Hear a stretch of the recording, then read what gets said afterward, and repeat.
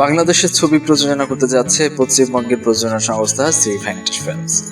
তাদের ছবিতে অভিনয় করবেন শাকিব খান। এটা পুরনো খবর। নতুন খবর হচ্ছে ভেঙ্কটেশের বাংলাদেশি সহযোগী হিসেবে কাজ করতে যাচ্ছে এটিএন বাংলা ও টাইগার মিডিয়া। ছবি বিপণন ও সিনেমা হলে প্রজেকশন বসানো সহ নানা কাজকর্মে তারা একসঙ্গে কাজ করবে বলে শোনা যাচ্ছে।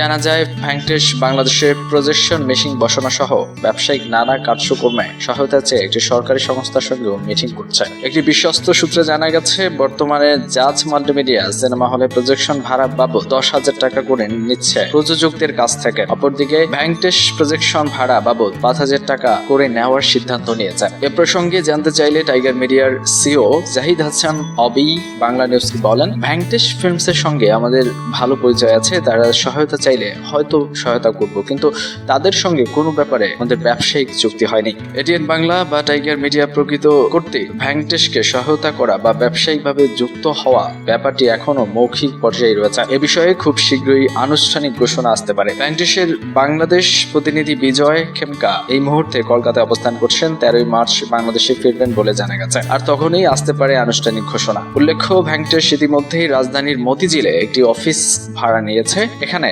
ভেঙ্কটেশের প্রতিনিধি হিসেবে কাজ করবে বিজয় খেমকা। বিনোদন জগতের নিত্য নতুন খবরাখবর পেতে আমাদের মিডিয়া নিউজ 24 চ্যানেলটিকে সাবস্ক্রাইব করুন। আসুন আমাদের ফেসবুক পেজে facebook.com/medianews24.official। এছাড়া টুইটার আসতে পারেন twitter.com/medianews24. আজকের মতো বিদায় নিচ্ছি। আপনার ভালো থাকবেন।